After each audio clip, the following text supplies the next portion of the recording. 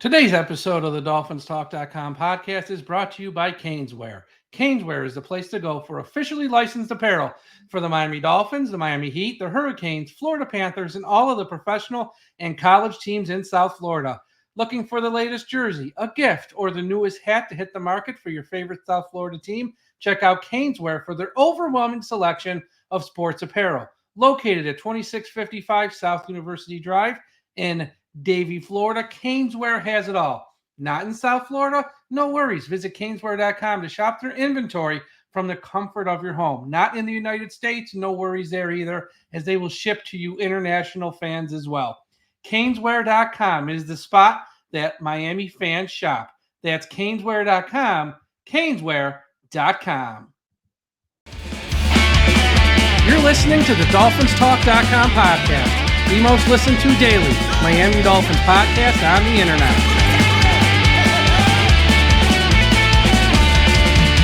Miami's got the Dolphins, the greatest of all. Come on, Dolphins fans. Time to fins up. We're in the air, we're on the ground, we're always in control. And when you say Miami, you're talking Super Bowl. Cause we're the Miami Dolphins, Miami Dolphins, Miami Dolphins number one.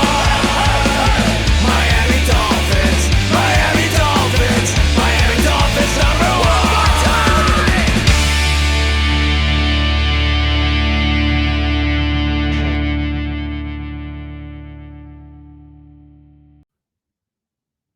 Hello, Miami Dolphins fans. How are you today? And thank you for listening to the DolphinsTalk.com podcast on this Monday, July the 15th. I am your host, Mike Oliva, flying solo today, as I'm going to talk about the state of the AFC East on today's show.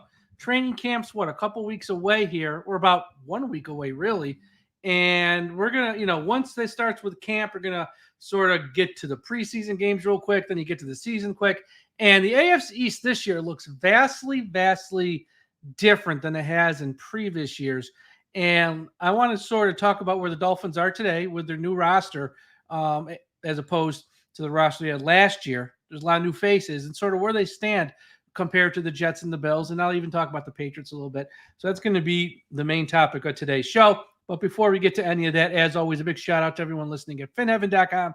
Everyone go to finheaven.com, the largest Miami Dolphins message board on the internet. Also, big shout out to our friends at the I Am a Miami Dolphins fan Facebook page run by the great and talented Carlos Hernandez. If you're on Facebook, please be sure you are part, of the I Am a Miami Dolphins fan Facebook page.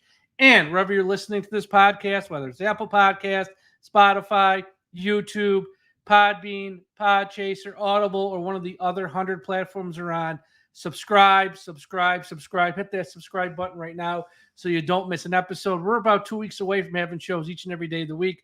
Once training camp is here, we will have you covered like no other podcast network when it comes to the Miami Dolphins. So make sure you don't miss an episode and subscribe to the DolphinsTalk.com podcast network. Two quick things here before I start. Just want to give a shout out for those of you who might not have seen it. I put it out on social media today. I'll try to put something up on our website as well. The two winners for the 2024 DolphinsTalk.com Military Fan of the Year. Congratulations to Michael Owens and Clay Salmons. Michael Owens will be going to the game week 8 when Miami plays Arizona. Clay Salmons week 1 when Miami plays Jacksonville. I want to thank everyone who took a few minutes to send in a submission. It's so tough to narrow down, all the submissions we get and only pick two winners. Everyone is so worthy of winning this contest, but myself, Ian, Tom, Josh, Aaron, we sort of sit down, weed through all the submissions we get and try to pick the two best people in our opinion, but really everyone who is, either has served and is a veteran or is currently serving our country. You all deserve to win, but congratulations to Michael Owens and Clay Salmons. And just before I start, thank you for taking a few minutes of your day and a few minutes of your time to listen to our DolphinsTalk.com podcast. I know these days there's a ton of podcast options out there, not just with the Miami Dolphins, but with, sports in general, politics, true crime, movies, TV, music. And we do appreciate you taking a few minutes out of your day to listen to the DolphinsTalk.com podcast network.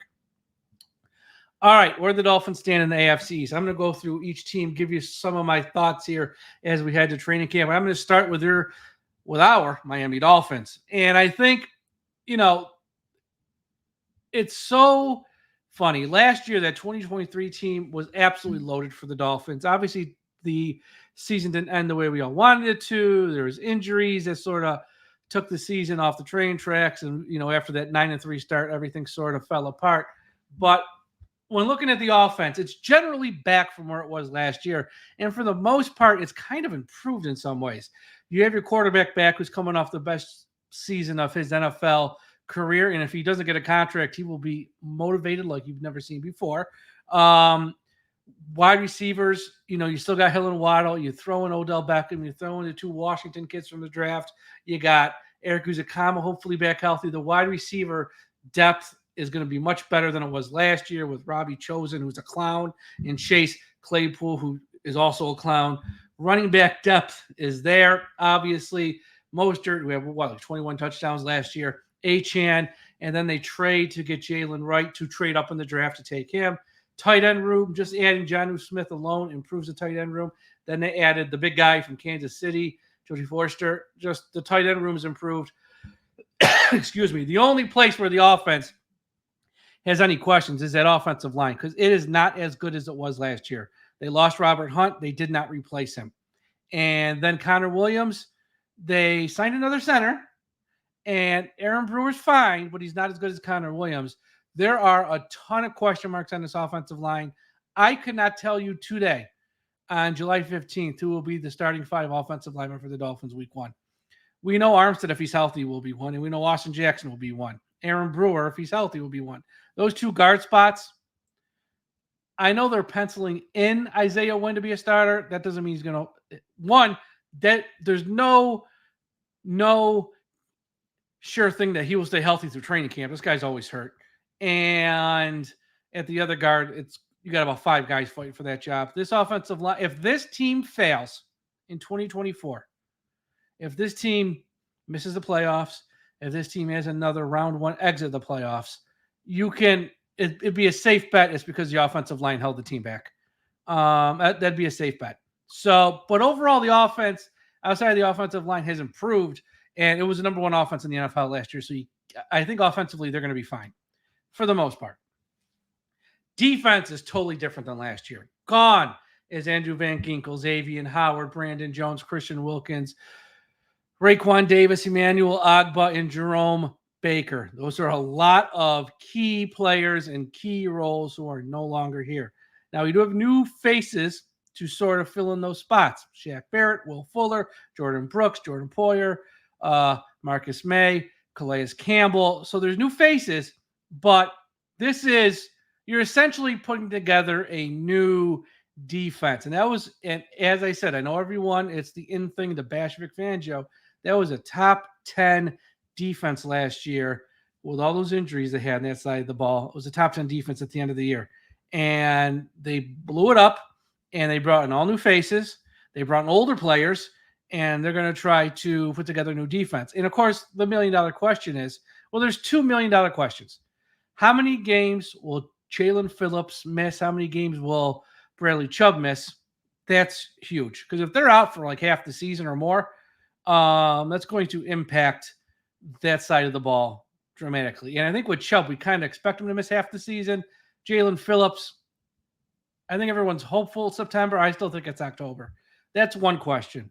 The other question, and is one I have, and I think if you're an objective, realistic, level-headed fan of the Dolphins, you have to ask this question. Is Anthony Weaver any good? The only other time he's called plays was in Houston however many years ago, and he was an abject failure. And when the Ravens had a chance to promote him, they didn't. When his boss took the head coaching job in Seattle, had a chance to promote him and bring him to Seattle, he didn't. So when the people who knew him best had a chance to promote him, they didn't. So I think Chubb and Phillips, how much time will they miss? And is Anthony Weaver any good? Those are the 2 big questions facing the Dolphins this year. And now I know the diehard fans of the Dolphins don't want to hear nothing bad about Anthony Weaver. He can walk on water. He's the greatest thing since sliced bread. But again, I'm not going to blow smoke up your ass. That's not what this podcast does. We have no idea if he will be any good as a defensive coordinator. Vic Fangio, you might not have liked the style. You might not have gotten along great with the players. He had a proven track record and a resume of success as a coordinator. Anthony Weaver does not have that. Does not have that. So I think on that side of the ball, offense, again, offensive line does worry me. I think they'll be fine. Defense, a lot of new faces. I have no idea what to expect. From the style to if these guys are going to be able to gel together. Is it going to take 6 to 8 weeks for them to gel together? And what's the record going to be when they finally do get on the same page? When is Chubb coming back? When is there's a lot of questions on defense with a lot of new faces. This is a new look defense. So there's questions about it. Now, the Miami Dolphins have enough talent to win the AFC East. Period. They have enough talent on paper. You got a Hall of Famer in Tyreek Hill. You got Tua Tagovailoa coming off the season he's coming off of. Waddle just got paid. Mostert's coming off the best year of his life. Achane, aside from the injuries, was shattering records as a rookie. They're loaded there. Ramsey, he's going to the Hall of Fame probably on the other side of the ball. They have enough talent to win the AFC East, even with all the changes on defense. And there is no excuse for the Dolphins not to be in the hunt for the AFC East title come December. If come the first week of December, it's the Jets and Bills fighting for the AFC East, and you got Miami, a handful of games out of it, that is a bad season.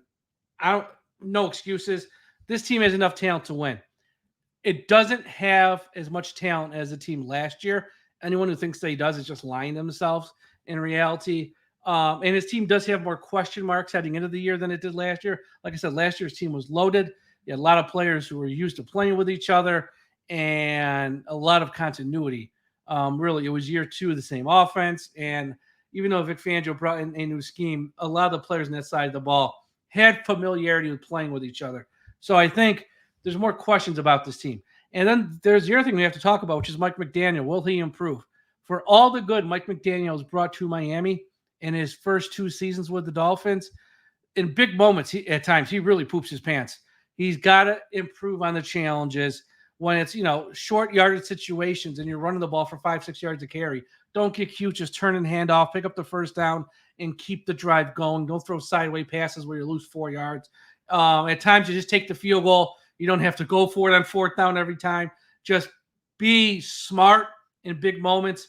But if McDaniel improves on some of the things he needs to improve on, if the offensive line is just adequate, and if on the other side of the ball, they can just sort of come together pretty quick on defense, where it's, you're not into November going, well, now they're on the same page. It's got to be like late September, first part of October, where they get on the same page relatively quickly. The Dolphins should win the AFC East. They should. A lot of questions, but from a talent perspective, as of today, July 15th, they got the most talent on offense on any team in the AFC East. And they have enough talent on the other side of the ball, depending on when Chubb and Phillips get back. So that's Miami. We got to talk about the Bills. And this is another team like Miami. Still very good, but not as good as the team they put on the field last year. I think when it comes to head coach, they have the best head coach inside the AFC East. Sean McDermott, say what you want about him. 1 playoff games, won the AFC East. Much as we all love Mike McDaniel, Sean McDermott's got a proven track record of being able to win big games. So he's the best head coach in the AFC East. Josh Allen is like one of the top 3 quarterbacks in the league. Not a bit, yes, we hate the Bills, don't want to root for the Bills, but we have to be honest again. He is the best quarterback in the AFC East. And when you have the best head coach and the best quarterback, those 2 things will take you a long way. Why? Because when other parts of the team are weak and are struggling, your head coach and your quarterback can sort of mask it and disguise it and sort of cover up for shortcomings in other places. I also think Joe Brady, their offensive coordinator, who took over last November-ish, late last year, October, November-ish. Once he took over, that offense changed for the better. He got Josh Allen to turn it over less. They ran the ball more. He didn't make it so Josh Allen had to do everything. And I think now him running this offense for a full season, well, you're going to see the best of Josh Allen this year. I think less turnovers and a more conservative approach where he doesn't feel like he needs to be Superman to win.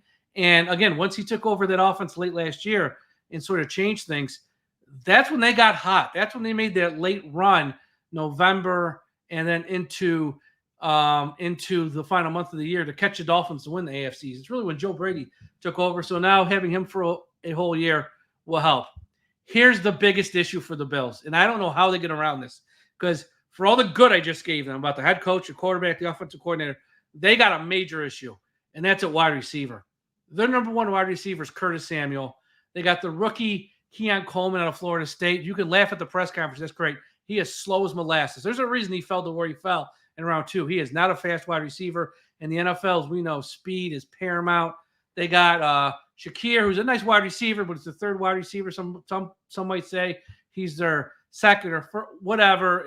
He's a nice player. He's not a true number one by anything.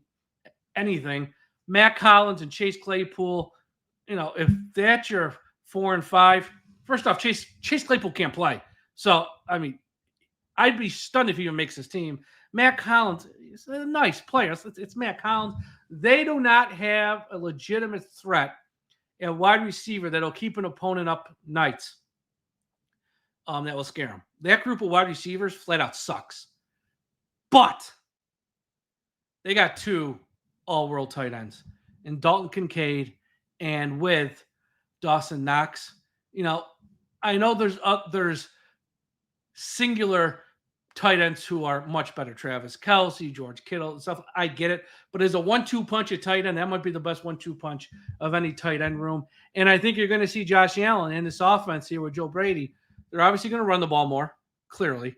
And I think they're going to use the tight ends more.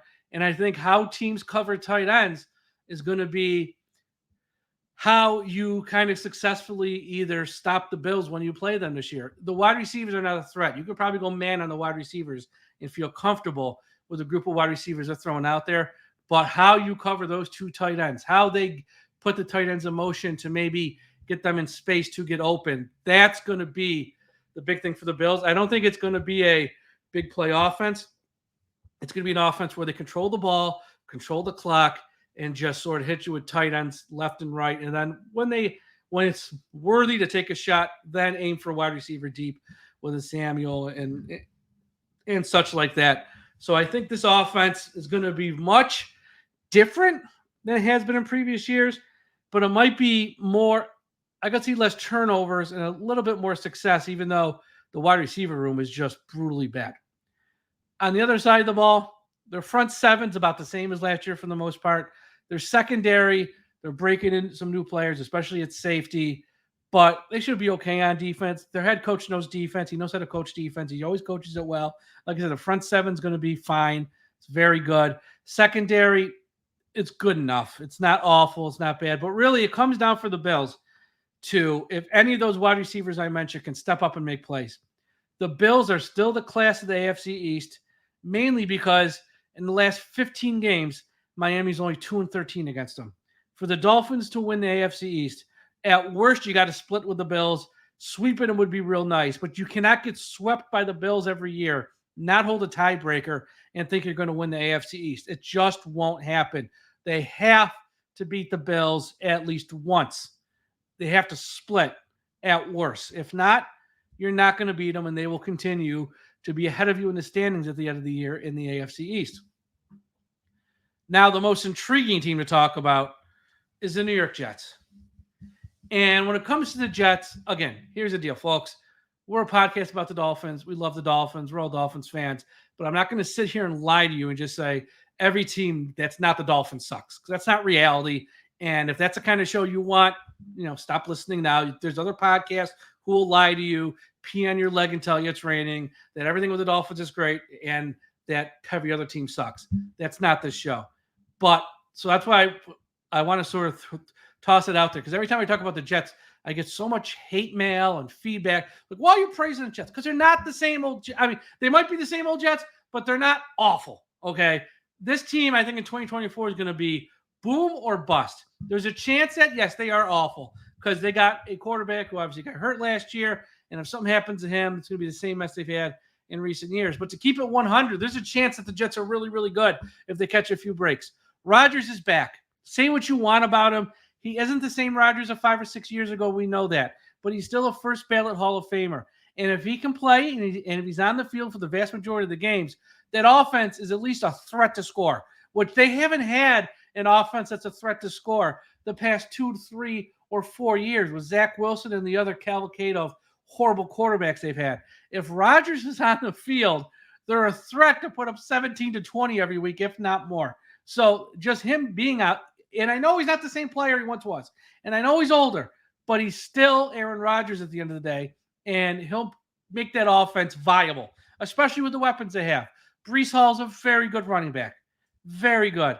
Then a wide receiver. Wilson, is a very good up-and-coming wide receiver. He's been saddled with horrible quarterbacks since he came into the league. He's a true number one wide receiver if he has a real quarterback. Well, now he's got a real quarterback. Mike Williams is coming off an injury. If he gets back to 100%, he's an above average to very good wide receiver, a solid number 2. And then the big news story from today, actually, July 15th, out of New York City from Boomer Esiason is that the Jets are going to trade for Devontae Adams either in late August or the first part of September. Now, here's the deal with Boomer. I will say this. He's broken stories like this before. He was the first one on Rodgers signing with the Jets before anyone else has it. He was the first one a few months ago saying the Christmas Day games will be on Netflix. They're all going to Netflix. So he's broken big stories like this before and been right. He's also got a couple wrong. I'm not saying he bats 1,000, but he's gotten a lot. He's gotten more right than wrong. So when he says this, Boomer, that late August, first part of September, Adams will be traded to the Jets, don't just laugh it off, because here's the deal. The Raiders aren't stupid. They're in the AFC West. You got Pat Mahomes. You got Herbert. You got the Broncos just took a quarterback in round 1. They don't have a quarterback. You can't even name the Raiders quarterbacks. You got Aiden O'Connell. I mean, they don't have. I think they got Minshew. I mean, they don't have a quarterback to build around, and and they also have a first-year head coach who's not stupid. And not that they're going to go out there and lose on purpose, but if they can trade a player who A, doesn't really want to be there, B, they can't get him the ball. And get a first and second round pick or a first and third round pick for him, they will make that trade in a Las Vegas minute, because the picks is how they're going to get better. The picks is how they're going to find their quarterback next year. The picks is what they need. And I know he's got a big contract, and I know the Jets, look, they will, to add Adams, they will manipulate the cap to make it work. So if that does happen, again, I'm not saying it will, but that is the report from someone who's gotten a lot of this stuff right. They do get Adams, prior to week 1, essentially. That will give the Jets 3 legitimate wide receivers that are on par with Miami and all the other great tandems in the league at Cincinnati and the Eagles. When you got Adams, Wilson, Mike Williams, that's you have to take that seriously at that point. I think with just Wilson and Mike Williams, it's a good enough wide receiver room. You throw Adams into the mix, that changes stuff. So they got skill position players. If they add Adams, which I know is an F, that takes him to a new level. Breece Hall can play. Rodgers is back. Much like the Dolphins, though, the Jets' issues on the offensive line. They have a ton of question marks. Much like the Dolphins, they have a left tackle who never plays, but when he does, he's great. And then they got injury-prone guys on the rest of that line. The Jets are built, I don't want to say they're built just like the Dolphins, because they're really not, but that offensive line is the biggest question on their offense, much like Miami's offensive line is the biggest question with them. The other side of the ball, again, I'm not going to insult your intelligence.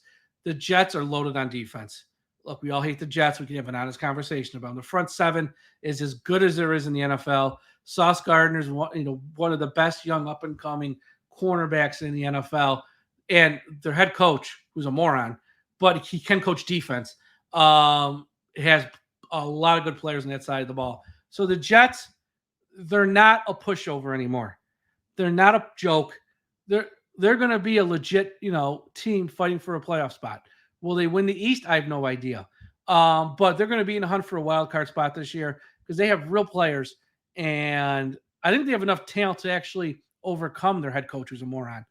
The one thing working against the Jets, though, it's the Jets. They always find a way to jet it up. But from a talent level, they're as good as any team in the AFC East. And if they do get Adams, watch out because that is a game changer there. Real quick on the Patriots, not going to spend a lot of time here. This isn't their year. This is year one of a rebuild. I'll say a couple things, though. I think they got the head coaching hire right. You never really know until you see him for a year or two, but I think it was a smart head coaching hire. Drake May, I like him a lot. I saw him play a lot in college. I think, maybe not year one. I think he'll be fine, though. On the other side of the ball, they're pretty good on defense. They just don't have any weapons on offense. They'll scare you. But it's year one of a rebuild. It's not the same old Patriots. No Bill Belichick. No Tom Brady. You see him on the schedule now. You're happy. You don't have any fear. So that's kind of where I am with the Patriots. I think they made some solid moves, but they're a year or so away from being a threat here. And I think this AFC East, again, you can make a case. Miami, the Bills, the Jets, any one of those three teams can win the AFC East. Is there a chance all those teams will make the playoffs this year? It's not impossible. We've seen a lot of divisions send three teams to the playoffs in recent years. I don't think it's impossible. I think those three teams are playoff teams. The big questions, as we said, though, for the Bills, outside of their tight ends, can any wide receivers make a play? For the Jets, can they not jet it up and they'll just be the Jets and screw it up? And for Miami, can their offensive line, be adequate? And will all the new faces on defense, and boy, there's a ton of them, and there's some old ones with Campbell, with Jordan Poyer, Shaq Barrett. Can those older players stay healthy? Can they still play at a somewhat high level? And can all the new faces on that side of the ball with a new coordinator, we don't know if he's any good, sort of come together? Whichever team can answer those questions will probably win the division. That's kind of where I see it. But the AFC East this year is as wide open as it's ever been, probably since the pre-Tom Brady days. Because we sort of went from Tom Brady days into the Josh Allen time period where the Bills were so dominant. The Bills are still the class of the division until someone knocks them off. But Miami and the Jets are nipping at their heels. And the Bills took a step back. Miami took a little step back too. But those three teams are kind of lumped together now. And it'll be interesting to see how this plays out. I think the AFC is going to be fun to sort of see which team sort of steps up and makes the plays, can sort of answer the questions I've raised here on the show, and which teams can't. Because we know now, I don't think all three teams will make the playoffs, but if they did, it wouldn't shock me. I think two of these teams are going to make the playoffs. I think one of them is going to be have an upset fan base at the end of this. So we'll see how this goes this year. But that's all I wanted to talk about on today's show. Probably have another show again later this week. Again, everyone check out the website, DolphinsTalk.com. We got a bunch of new articles up. We got a bunch of new content up. Some podcasts will be coming up here shortly in the next few days. Check that out. Be sure to follow me on Twitter, Instagram, and Threads at DolphinsTalk. Wherever you're listening to this podcast, subscribe. If you're watching on YouTube, smash that like button. Really appreciate it. But if it's Apple Podcast, Spotify, Podbean, Podchaser, hit that subscribe button so you don't miss an episode. Everyone have a great rest of your Monday. Have a great start to your week. We'll talk to you again after a while. And folks, don't forget, we must put an end to highway profanity.